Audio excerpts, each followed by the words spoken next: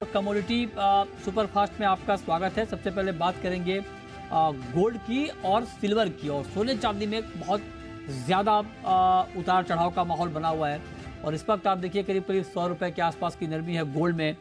चांदी में 75 रुपये की तेज़ी है और गोल्ड में हालांकि आज शुरुआती दौर में गिरावट ज़्यादा थी, लेकिन अब वो गिरावट थोड़ी कम हुई है। तो अब सवाल यह है कि आपको इस भाव पर गोल्ड में करना क्या है।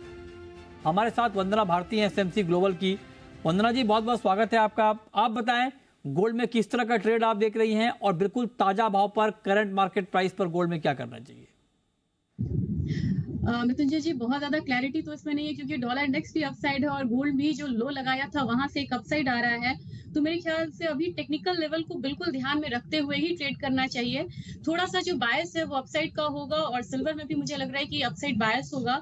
तो 59,250 के करीब यहाँ पे बाइंग रिकमेंडेशन रहेगी। 59,400 का टारगेट होगा। स्टॉप लॉस लगाना होगा 59,125 का। मुझे लग रहा है कि बिल्कुल स्ट्रिक्ट स्टॉप लॉस लगा के ट्रेड करें और यहाँ पे जो बाइंग आएगी वो यहाँ पे केप्ड होगा। राधा मुझे लग रहा है मृत्युंजय जी कि सिल्वर में थोड़ा सा जो क्लैरिटी है वो ज्यादा है, तो वहां बाइंग करके चले 71,300 के करीब। टारगेट होगा 71,800 का। स्टॉप लॉस यहाँ पे लगाना होगा 71,100 का। रिटेल सेल्स डेटा आज शाम में है, अगर वो खराब आता है तो यहाँ पे गोल्ड में जो बाइंग है वो थोड़ी सी स्ट्रांग हो सकती है। और अच्छा, तो आपको लगता है कि गोल्ड में थोड़ी बाइंग स्ट्रांग हो सकती है। चांदी में किसी को पोजिशनल ट्रेड लेना हो तब क्या करना चाहिए वंदना जी। सिल्वर में फिर तो मुझे लग रहा है कि बाइंग साइड में ही रहना चाहिए। यहाँ पे करीब करीब मुझे लग रहा है 70,800 से 71,000 का जो रेंज है काफी बढ़िया रेंज है। अपसाइड मुझे लग रहा है कि 72,500 तक का जो है वहां पे एक आ सकता है चांदी। स्टॉप लॉस यहाँ पे लगाना होगा एक बार 70,200 300 का।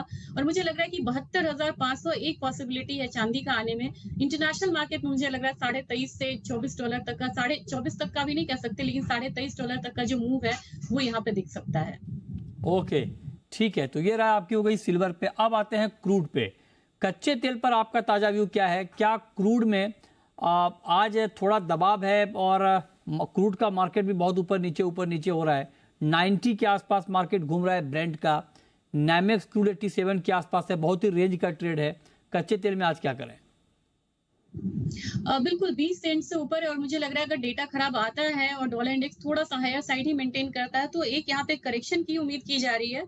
7240 के करीब यहाँ पे सेलिंग रिकमेंडेशन रहेगी। 7175 का टारगेट होगा। स्टॉप लॉस यहाँ पे लगाना होगा 7260 का। मुझे लग रहा है कि एक छोटा करेक्शन जो है वो यहाँ पे आ सकता है और मेजर जो क्लैरिटी है वो इन्वेंट्रीज के बाद यहाँ पे आनी चाहिए। ठीक है, तो ये रहा आपकी हो गई क्रूड पे कि क्रूड में आपको करना क्या है, इस पर आपको नज़र रखनी है। अच्छा, नेचुरल गैस पर वंदना जी आपका क्या व्यू है। नेचुरल गैस में पिछले कुछ दिनों में पहले तो मार्केट में अच्छी तेज़ी आई, उसके बाद मार्केट नीचे आ रहा है और हालांकि आज लोअर लेवल से एक रिकवरी आई है। क्या करना चाहिए एनजी में।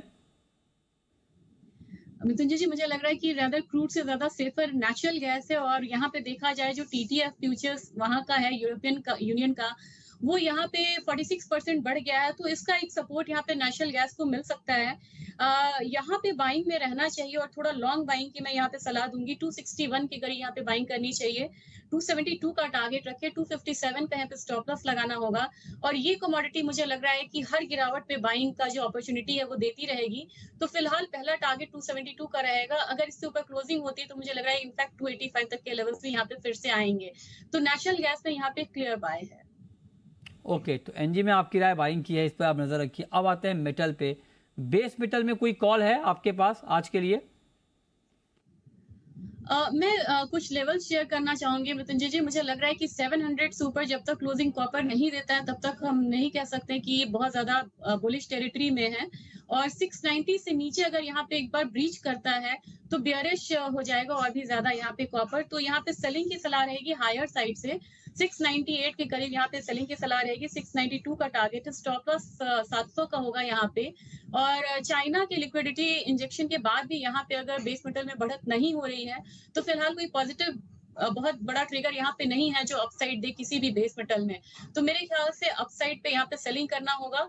और जिनकी पोजीशन है यहाँ पे बाइंग में 700 के करीब, अगर एक बार आता है तो प्लीज यहाँ पे निकले, नहीं तो पोजीशन ट्रैप हो सकती है। ओके, ठीक है। तो ये राय आपकी हो गई मेटल पे। अब आते हैं एग्री में। और एग्री में अगर आप देखें तो आज मार्केट जीरे का भी ऊपर है, टर्मरिक में अच्छी तेजी है, ग्वार में अच्छी तेजी है। तो पहले तो आप जीरा और टर्मरिक पर बताएं क्या करना चाहिए। टर्मरिक दिसंबर बहुत अच्छे से यहाँ पे ट्रेड होता है और स्पेसिफिक इसका सपोर्ट रेजिस्टेंस है। मेरे ख्याल से मैं कल भी बाइंग में थी, आज मुझे लग रहा है कि 14,300 के करीब यहाँ पे अगर हम बाइंग फिर से करते हैं, 14,600 तक का टारगेट आएगा। स्टॉप लॉस यहाँ पे 14,150 का लगा सकते हैं।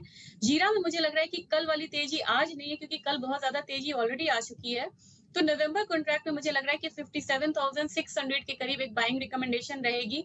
और मुझे बड़ी तेजी लग रही है मृत्युंजय जी फिर से जीरा में, क्योंकि फरवरी से पहले यहाँ पे कुछ भी यहाँ पे आना नहीं है। सप्लाई साइड टर्की सीरिया से बहुत ज्यादा नहीं है और फेस्टिव डिमांड के बाद वेडिंग डिमांड आ जाएगा यहाँ पे।